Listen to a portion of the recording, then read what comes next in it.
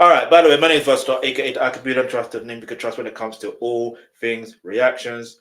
And right now, we are going to react to Power Book 3, Raising Kanan, Season 4, Episode 7. Let's just get straight into it. I ain't gonna try to pause too much because I've run over time just a tad bit by 20 minutes, by the way. But let's just keep it moving. Let's go. So if It's time I tell you a story about the prince you know as Scar and an orphan who would become. I'm taking back everything that belongs to me. You and me, we're gonna take it back to the street. Be part of this. He wants Raq's head on a stake. That's a big problem.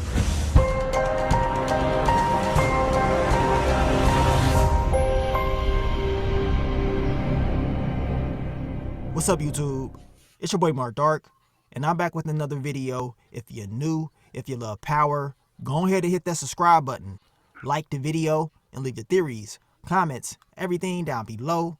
Now today, we're going to be talking about Power Book 3, Raising Kanan, Season 4, Episode 7. This is the recap. So down below, I want you guys to let me know, how do you feel about this episode? What you think about your boy Unique? I mean, he was turning up, man. Your boy Joey Badass, he was doing his thing in this episode. I mean, he was going crazy, and we know he wants revenge on Raq, but we all know Raq had nothing to do the funny with thing Ronnie is, I don't beating think that he boy wants down. revenge on You know what I'm Raq. saying? It's all in his head. But that's what we got from him in this episode. He hit that switch, you know what I'm saying? That boy was out of his mind. Now, what do you guys think about your boy Kanan believing that Raq has something to do with taking out Famous? Is Kanan jumping to conclusions without having all the facts? Like I said, I'm not going to try to pause too much, but I do feel like even though he doesn't have the facts, it's her reputation and the fact that she, did what she did to Demise. You know what I mean? She may not be the one to do it, but she initiated it. So, come on, man. But I genuinely think, and this is why I paused it as well, because I want to say who I feel like who is behind it. It is Snaps and Pops. They are behind it. Like, I was trying to figure out for the longest, thinking, hang on, maybe it was Raq. Then I realized, no, it can't be Raq. It doesn't make sense. Because what motive does she have for? But then, yeah, you could say she has motive, but what is the motive? Do you know what I mean?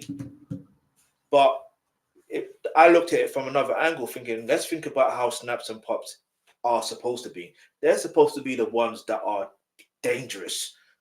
If they're supposed to be dangerous, then clearly, and then got years ahead in the game, clearly, they used their connects with the police to do what they do. Because think about it, it's all hidden in plain sight. Kanan saw what was happening when he went to meet Snaps and Pops. Do you understand? He saw what was happening. Is this the right You asked move? that question. Because I just don't know about that, man. I know they're making it seem like Raq knows something and whatever, but y'all know how Kanan be doing. He be jumping the gun sometimes, and he may be doing that once again with this particular storyline. And of course, in this episode, we saw the end of Grandma Thomas. Raq did what her brothers could not do. She had to get her moms up out of here. She did not want her moms going through that pain. And of course, she ended up, injecting that morphine in her system. So she ain't here no more. The only thing is, what do you guys think Kanan is going to think about that? If he finds out that Raq did this, do y'all think he's going to be like, man, you did the right thing? Or is he going to be upset? Well, we all know Kanan. We all know this answer. He going to be pissed off. And I'm pretty sure he's going to take out his frustrations on his mother. But let's begin this recap. I want to try to focus on all the key points. If I miss anything, you guys let me know down below. So what did we see in episode 7 titled, Allow Me to Reintroduce Myself? Now the episode starts out exactly where we left it off. The boy Unique pops up on Raq. He is pissed. Of course, he is believing that she set him up. Her and... Bear with me, I'm gonna speed up the voice on this thing. It's just because of the time. It's just because of the time. Bear with me, yeah. Bear with me. I'm not going to speed out that much. It's just going to be, yeah. And Kanan, the whole Ronnie thing, and of course she took his business. And even though Raq is telling him she did not do anything as far as setting him up, she would never do that, Unique is not believing her. And one of the worst things to ever go through is knowing that you're telling the truth, but somebody else telling you that you're lying. And that's exactly what Raq is going through. But Unique, he's messed up in the head. And it's crazy on how Unique hits this switch as far as him going off. He acts calm, cool, and collected in front of Phil Russo. I mean, he even holds his composure in front of Early Tyler. But as soon as he gets around Raq, he decides to go off. And when he got around Pernissa, we know he started going off as well. So this man been holding all this in, and now it's time for him to go crazy. But at the end of the day, he is telling Raq that he gonna take back everything, you know what I'm saying, that she took from him. So this is what he plans to do, and he's actually already doing it. Raq understands that something's up because Unique could have easily taken her out. So she understands that he is working for somebody, and that somebody is Phil Russo. We know Phil Russo told Unique, don't drop off Raq. He cannot afford any issues. So of course, Raq is going to let her family know that Unique is alive, and he is creating all these different problems for her and her organization, taking out Andre Barnes, her lawyer, aka Scootball Senior. I mean, Unique is doing a lot. Then we get to your boy Lulu, and you guys let me know. I mean, is these two in a real relationship? I mean, I thought they were just working together. Lulu got an answer to Imani now? What the hell is going on up in here? She catching feelings real quick. He better than me. Ain't no way in the hell I'm about to sit up here and be explaining myself to somebody that I'm not even with. She ain't got a ring on her finger. They ain't made nothing official. This is just a work relationship. Calm down. I mean, he only clapped your cheeks once. I mean, I guess twice y'all did a round too, but still. Ain't no way in the hell I'm answering to Imani. I'm just trying to figure out who does she think she is. I would have hit her with this. Who you think it is? DJ Quick? Huh? Kick and breathe? Wait, nothing. All you. Oh, no. See when he does this, this is why I can't really be put it on that. Let me see.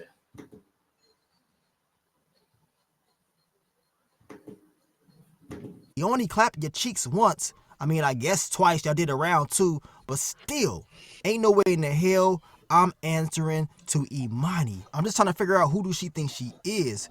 I would have hit her with this. Who you think it is? DJ Quick? Huh? Kick and breathe? Wait, nothing. All you do is spin record. That's all you do.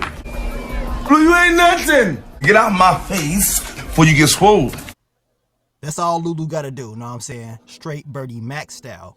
Now, Raq lets the family know that Unique is still alive and he's causing all these different problems for Raq and her family. Of course, they asked about if he took out Famous, and she said it does not make any sense for him to do that, especially torturing him and tossing his body. And we know Unique, he was happy as hell when he told Raq about Andre Barnes, so taking out Famous makes no sense. Now, Kanan wants to know why Unique did not take her out. She tells him that's because he does not want to mess up the money. We know Phil Russo told him not to do it, so Unique does not want to take that risk to mess everything up. Now, Raq tells the family, look, we need to stay low. Don't respond because that's what he wants us to do. Kanan is upset. He's like, screw all that. We need to get back. You're not doing your job. I mean, you at the top, and you're supposed to be taking care of the people that's below you, and you're not doing your job. So this boy Kanan, he going crazy. I know he does not like what's going on with his moms and what he's doing, but it seems like he wants to do his own thing, right? And we know Marvin told him, stop talking to his moms like that. Raq told him, make sure you tell me thank you because you're only alive because of me, and I continue to save you after all the times that you screw up. Kanan tells her, thank you for messing everything up like you always do. Now, of course, Jukebox tells them that Kanan is grown and maybe they should just sit back and just listen. So we're seeing that Kanan and Jukebox bond get stronger, and the parents, I mean, they could do that, but then what can happen is that are they going to follow the instructions or whatever ideas Kanan has? No. Like, man, what the hell is going on with these kids? They doing what they want to do.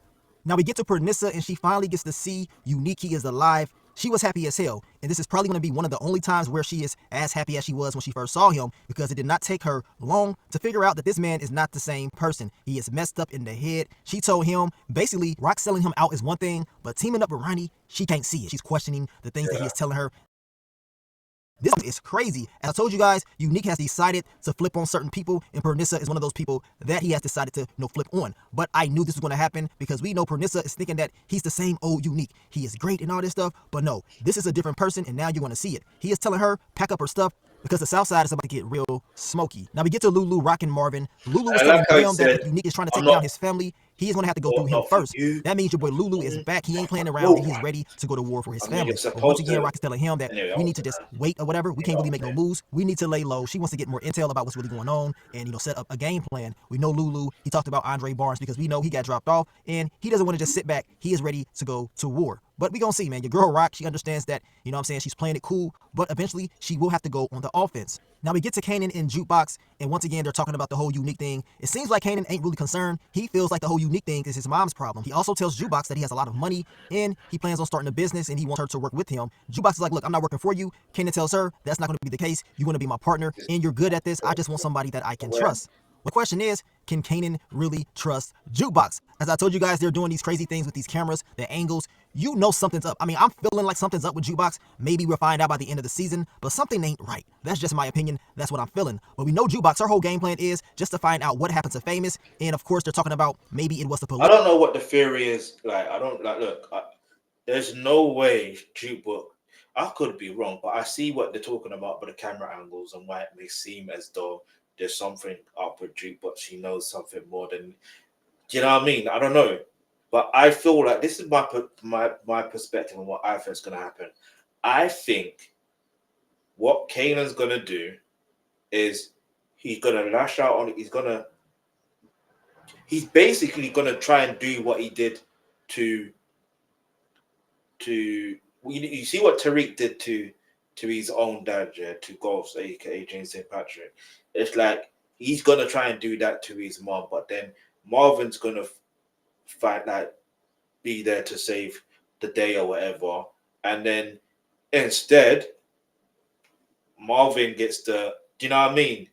Takes the, and then what will happen is, this is just my perspective. I don't know. I could be wrong. And then I feel like what's gonna happen with Kanan? Sorry, what's gonna happen with with Kanan? Why he got that scar? Because he got a scar because of Jukebox. That's my theory.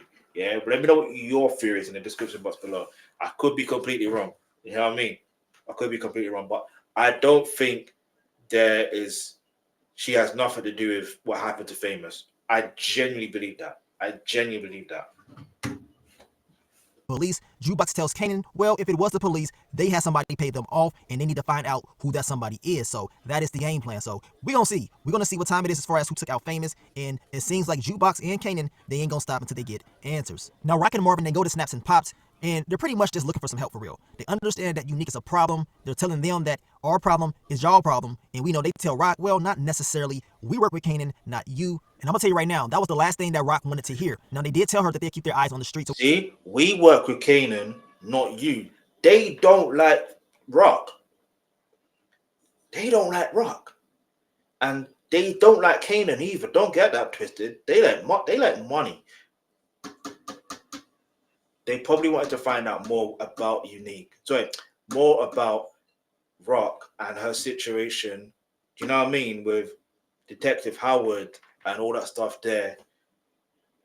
Do you see what I'm trying to say? But they wasn't able to get that information. And then they cancelled Famous's Christmas. That's my perspective and I'm sticking to it. I've clocked it. Because what other reason is Snaps and Pops in this show for? I'm not being funny, but their characters would seem like they don't need to be there if they are not providing something solid. Do you see what I'm trying to say? They're not providing something solid or something of substance. There has to be a reason.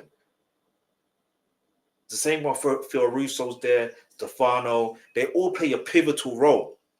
You know what I mean? Quan, a pivotal role. What's their role? So you can't tell me that they ain't got nothing to do with Famous. You can if you want to, but it just makes more sense to me now. Streets or whatever, but at the end of the day, we know Snaps and Pops, they don't really like Raq like that anyway, and we already know they're going to use this opportunity to make a deal with your boy Unique. Now, look at your boy Irwin. He is pissed off. He is not liking this whole Unique thing, in my opinion, and I think it's just a matter of time before he ends up doing something which could lead to him getting dropped off or more people in his family getting dropped off. But of course, we know Unique, his crew, they're taking these corners and they're pretty much taking over. Now, we get to Raq, Marvin, and Stefano. They talk about Unique. Of course, Stefano is saying that he believes Unique may be backed up by Salvo Sully's old crew, and that's a problem. I mean, the last thing that he wants is issues. And I do want to say this as well. Whoa, look at the time. Oh, like, I do want to say this as well. Like, when this was also put in the trailer, the official trailer, so when he said about Famous' last word, that's why I thought it was Stefano, but it wouldn't make sense for it to be Stefano. You know what I mean? Let's go. And on top of that, he understands that Unique is working with Quan, which could lead to him getting all these restaurants, and that's the last thing that he wants. It's messing up business, and he is very upset. Now, Raq tells him that the restaurants are going to be okay, don't worry about it, but he ain't trying to hear any of that. You know what I'm saying? He understands that these are the facts, and Raq needs to listen and understand how serious this is. So, in my opinion, as I told you guys in my breakdown of this scene, your boy Stefano was kind of shaky. You know what I'm saying? And at the end of the day, he is going to look out for himself. So, if he can avoid a war, if he can drop some people off without getting his hands dirty, that's exactly what he's going to do. He is pretty much doing the same thing that he told Raq and Marvin. Get the guys that's up under them to do the dirty work. But it seems like this may end up backfiring on him this time around. And we know Raq waiting on Hafiz is very crucial because she needs that work, especially since Unique is out here taking all of her corners. Now, we get to Kanan, he goes back to that storage unit, and of course his money is up out of here. And of course O-Cee, he is missing, so Kanan is believing that O-Cee has something to do with it because he can't find the dude. Now we get to Marvin and Raq, and they're talking about Stefano and how maybe Stefano could plot and plan on them, make a deal with Jersey, and get them up out of here. And with Stefano acting all shaky, I think what happened with O-Cee, if O-Cee is alive, then cool. But like, I think he gave that money to Unique because obviously he had to pay for the soldiers somehow. He had to pay Akbar somehow. Do you know what I mean? Where did that money come from? And knowing Unique, he will get what he wants, and then after that, you know what happens. you can tell he's probably trying to weigh all of his options. Now, it makes sense because, I mean, Stefano could easily say Marvin was the one that took the kill shot or whatever, or he can put it all on Raq, but you can't trust him, especially in times like this, because he does not think too much of you guys in the first place. Facts. Now, we get back to Unique and your girl Pernissa. He takes her to the new spot. He tells her that she can't leave or Jerome cannot leave. She wants to go and check up on her moms. He tells her, hell no. He'll get one of the guys to go and check on her moms or whatever, take her to the doctor. And he tells her, look, I've already been dead once, and I'm not about to sit up there and risk that once again for you, Jerome, or anybody. So this boy is crazy as hell. As I told you guys, Pernissa. I was saying that. That's what I was saying. For him to say that is crazy work. Is seeing firsthand that this is going to be a very dangerous situation, and I believe she is going to make a move. Ain't no way in the hell she going to sit up in there. She going to run away eventually. I just don't know when. Now, Raq goes to Hafiz. He wants to know exactly when this shipment is going to come. He tells her that his country is dealing with a lot of chaos right now, so of course it's kind of hard for him to get the shipment. And he tells her it's pretty much going to take like a month. She doesn't have that time. You know what I'm saying? She's like, hell nah, we got to move this up a little bit faster than that. Now, Marvin decides to let Jukebox hold his gun. He already understands that she's continued to mess with the gun after he told her not to. But the whole famous thing and the unique thing is kind of crazy right now. So he wants her to have that protection. Tells her after everything dies down, he's going to take the gun back because he does not want her living this lifestyle. This lifestyle is not for her, it's for him. But we know Jukebox, she's all about it. Like, really? It's a little bit too late for that. She's already in it. Now, Jukebox decides to take the gun with her. On her way to the club, she runs into these guys right here. And, of course, the dude was getting real close. Too close. Talking about, I like black girls and all that stuff. Like, really? You know what I'm saying? Too lucky Jukebox did not drop him off because she kept grabbing the gun. You know what I'm saying? She is very trigger happy. She is ready to catch another body. He just don't know. Now, Jukebox goes to the club and she hooks up with Jackie. And they had a good time. You know what I'm saying? Went into the bathroom, got it on, and popped. She actually took out the whack. She placed it on the counter or wherever it's called. She made that mistake and let her know that she, do you know what I mean? I don't know why she did that. That was a very irresponsible move she did. Very irresponsible. Popping. Now, Jackie wanted to take things a little bit further, but Jukebox told her, nah, this is just a one-night thing or whatever. You know what I'm saying? You made me feel good. That's it. And as I told you guys, this was probably the best thing that needs to happen because if Jackie gets close to your girl Jukebox, she could end up losing her life, especially the way that, you know, Jukebox is right now is not worth it. Now, we get to Stefano and Marvin, and Stefano was telling Marvin that Raq's bad decisions has pretty much screwed them over, and he tells him about Phil Russo backing up Unique, and that he needs somebody more level-headed to step in. Basically, he wants to move Raq to the side and have Marvin take her spot, but Marvin ain't feeling that, you know what I'm saying? He's like, nah, I can't do it, and I don't even know why you asking me that question. Don't do it again. But Stefano is trying to avoid a war, so he is willing to do certain things in order to save himself. So the whole game plan that Marvin got as far as taking down Stefano, I guess it makes a lot of sense now, because Stefano, he doing everything that he got to do to save himself, so Marvin and Raq, they need to do the exact same thing. And we know Stefano was the one that called the shot to take down Salvo Selly. So at the end of the day, somebody gotta pay, which means your boy Stefano most likely is gonna be up out of here real soon. And Phil Russo's game plan to soften up Stefano and get his own people to take him out looks like it's actually gonna work. Now, we get to your boy B Rilla, and now it's time to act all scary. they can tell that somebody's at, Gelfin's spot. So he ain't really trying to go up in there because he understands he can get, identified, he can get caught. So his boys end up going in, and then we know they end up getting into it with the couple that was in there. One of the guys gets shot, and they had to drop off that couple. So B Rilla is believing that Gelfin is dead, but once he goes to the studio, he understands that Gelfin was not dead, and apparently he rented out his house to this couple, and they both got dropped off. So B Rilla, he's all in his head like, man, I done slipped up. And the whole robbery attempt was completely stupid. Stick to rapping. Know what I'm saying? Because you talk all that stuff in those raps. When it was time to rob, you got real shaky. Regardless if you were scared that you was going to get caught. Dude, you decided to do it, so do it. Now we get to Kanan, and as he's rolling around, he sees his mom's paying off the police officers. And we know these guys from last season. We know Raq has some issues with Officer Buckley, and she's pretty much paying them off in order for them to shut the hell up, leave her alone, don't mess up her business. So this is what this is, in my opinion. Now, he's believing that she is paying them off, and of course, she's doing it because they took down Famous. That's what he's believing, and that's what he's going to roll with. Like, no, this is not the case. I believe Kanan is jumping to conclusions. I understand it's Raq. As I told you guys, when it comes to taking out anybody, Raq will always be a person of interest just based on all the dirt that she's done. But in this case, I believe your boy Kanan is wrong. Now, we get to your boy Unique. He makes a visit to Snaps and Pops. We knew this was going to happen. And I'm going to tell you right now, this is the last thing that Raq wants. And we know Unique told Snaps that just like Jesus, he died for other people's sins. So this boy is about to make a crazy deal in Raq. She will be very upset. She's probably going to be blindsided. On Good Friday. Like, really? Anyway, we resurrected. Listen, let's not use God's name out of context, and you know what I mean? Like, because we got to remember what the show is about as well. You know what I'm saying? Let's not do that. You know what I mean? Like, though this is one of my favorite shows, it's like, let's not do that, bruv. Let's not do that. You know what I mean? Anyway. Goes as planned. Now, Kanan has a conversation with Crystal, asking her if he can trust her. She tells him that she loves him, and yes, he can trust her. He tells her, look, I know who killed Famous, and he tells her that his mom's did it. So now he's putting that in her head. And do you guys believe that Kanan can trust Crystal? Nope. Because we know you can't trust nobody, and you know something is bound to happen. Now, from day one, at the end of the episode, it is time for Grandma Thomas to be up out of here. The fact that we got Lulu and Marvin talking about some of the good things about their mother. You hear stories about Raq and her moms and some of the things that she did for her growing up on her birthday or whatever. She got the whole block to come over and bring their dogs because you know Raq wanted a dog so bad. So her mom did what she could do. And as Lulu stated, maybe their mom actually tried her best. She was not perfect, but of course she tried. Now, Raq understands that Lulu and Marvin both were asked by their mother to take her out with that morphine, and they could not do it. And Raq is like, man, so why y'all don't think she didn't ask me? And Marvin said that's because you probably would say no and make her suffer. So Raq goes in there, and right before that, Marvin tells her, make sure you go in there because the nurse, you know what I'm saying, she took a break, she's outside, so you got some time. I believe Marvin already knew what time it was going to be. And y'all know Raq goes in there, she talks about that birthday, her mom explains why she did what she did. They have like a moment or whatever, and Raq asks her, you know what I'm saying, why didn't you ask me?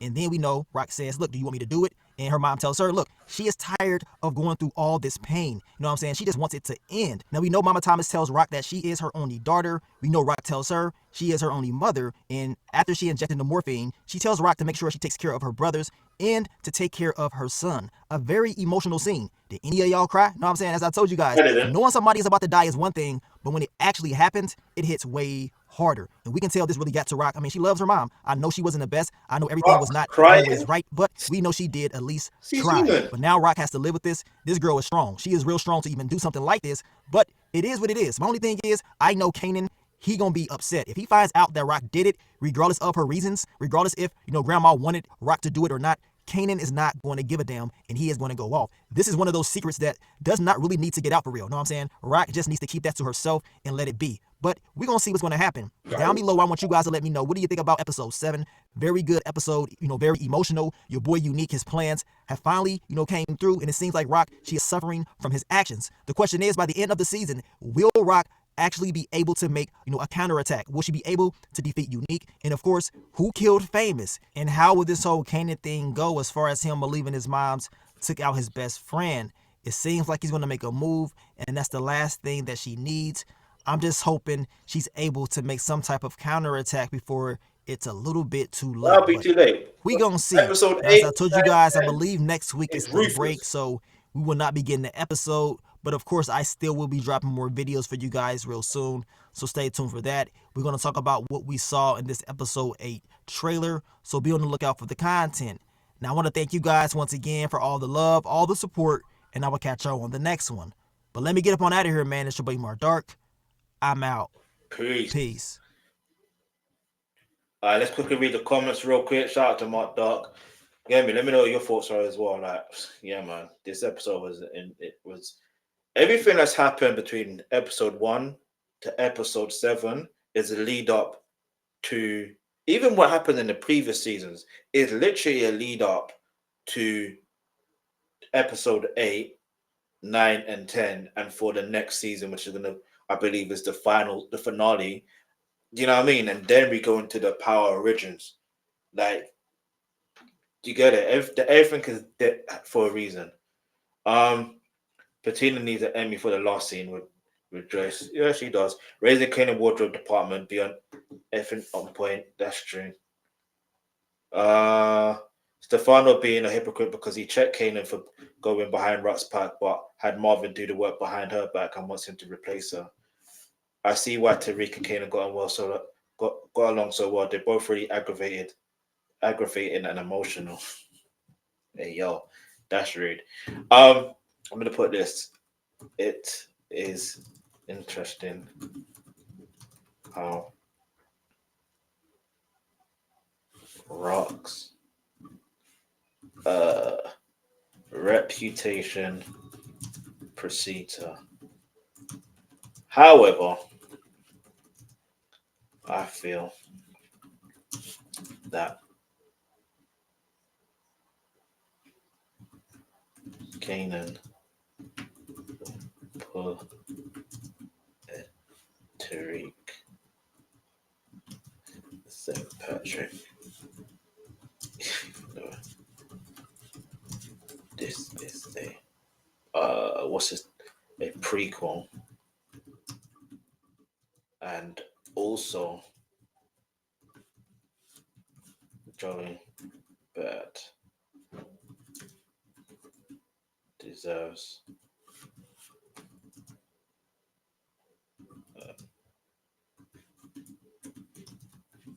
something for the way he is acting in this season.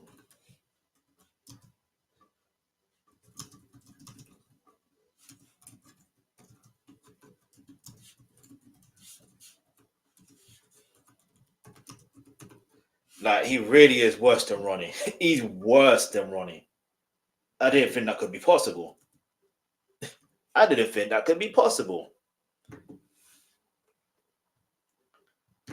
But yeah, man. Let me know what your thoughts are. I'm just intrigued to know what's gonna happen in episode 8. But yeah, man. In fact, I'm right on time. 2 hours and a half. You know what I mean? Let's go. Give me. Shout out to everyone who's been watching. Oh no, it's more than that. It's 3 hours. Yo. Anyway, stay tuned for next time. Stay subscribed. Get me notified when I'm live. Get me. That's where more content is gonna be. It's better to watch content like this. I won't even lie. Get me. Watching live is a lot more easier than one at a time. You know what I mean? Because there's gonna be news that happens that I react to, and then by the time it's too late for me to upload it. You know what I'm saying? On the individual thing. So that's why you should subscribe, right? And plus, you can get a shout out. And don't worry, the ones you have suggested, that is coming. Don't get that twisted. It will come. Don't get it twisted. I had to get these ones out of the way. You know what I mean? But anyway, yeah.